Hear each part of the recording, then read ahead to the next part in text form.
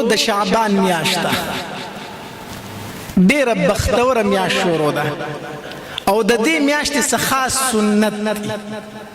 یو سنت د دې میاشتې دا دی چې په دې کې به روجې زیاتې نیسي. عائشہ بی بی فرمائی رضی اللہ تعالی عنہ وی نبی علیہ الصلوۃ والسلام په یو میاشت کې دومره نفلی روجی نه دی نیولی څومره زیات روجی چې د دې شعبان په میاشت کې نیولی دي.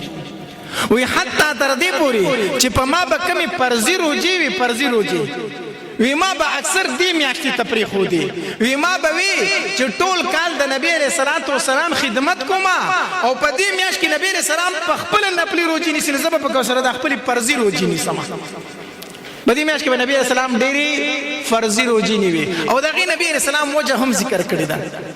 لکه اسامه رضی الله تعالی فرمایي وی د نبی علیہ السلام نه ځل تاسو شو د الله پاک پیغمبر ته په بل میاشت کې دومره نفلی روجی نه نیسي څومره چې په دې میاشت کې نیسي دا ولي؟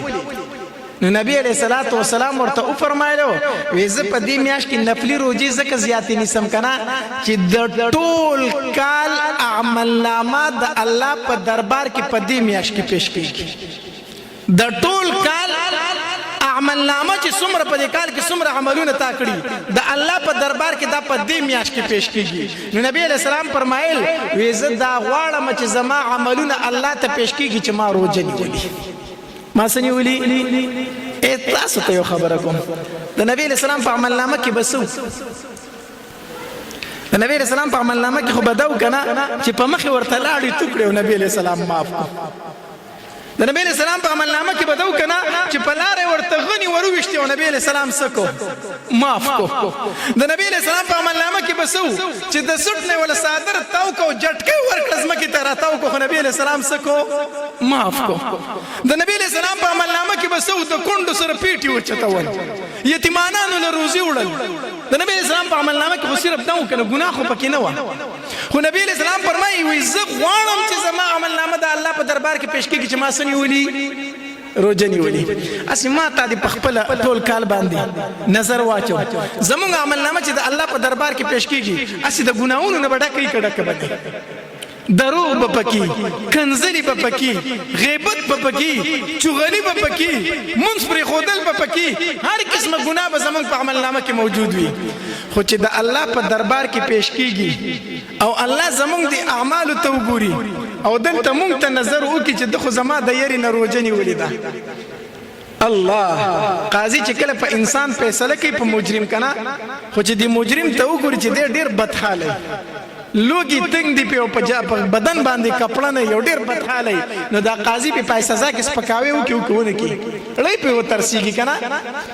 چې الله زموږ عمل نامې ته وګوري او بیا موږ ته وګوري چې موږ روزنی ولیدا. الله تبارک وتعالى فرمایي زه په څنګه سزا وورما اخو زما د یری نه روزنی ولیدا خیر دې دا ګناونه ورل پنې کو سره بدل کړي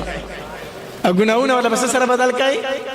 نو یو نبی علیہ السلام فرمایل وی د انسان عمل نامه د ټول کال د الله په دربار کې په دې میاشت کې پیش کیږي نو زکه سني سما روزي نسم یو وجه شو او دویم دا دی چې ملک الموت د روح کال د مړو لیست حواله کیږي ناغم په دې میاشت کې حواله کیږي په دې میاشت کې چې روان کال به کم کسان مري نو ملک الموت ته لیست ملاوي هغه په دې میاشت کې. نبی علیہ السلام فرمایل وی زه غواړم چې زما نوم او زما لیست ملک الموت ته حواله کیږي په داسې حال کې ورته حواله شي چې ما روزه نیولي ما سنیولي روزه نیولي. نو کو تاسو خیال کړئ کنه د سړي سره دي ضروری کاری الله الکمال پلان کې راولا ډیر ضروری کار مې دی سره خو اگر هتلې نشي ډیر کمزور دی ګوره ډیر په آرام سره راولا نو چې زمونږ نوم ملک الموت ته حواله کیږي او موږ د الله د یری نه روزه نیولي نو الله تبارک وتعالى فرمایي اے د پلان کې بنده نوم می درکو خو زما د یری نه ګوره وګه تګ دې لګ آرام ور سره وکا په سہولت زما خواله راولا. نو دې میاشت کې نبی علیہ السلام سنوي روزي زیاتې نیوي نو کوم عمل په دې میاشت کې ډیر وکای روزي زیاتې نسې سني صحیح دا مې درته اخیری ځان باندې یو ذمہواری ګڼله ځکه چې بختوره میاشت شروع ده نو دا عمل د مې ارتزه کمه خته کو چې په دې میاشت کې ډیر سونی صحیح روزي ونی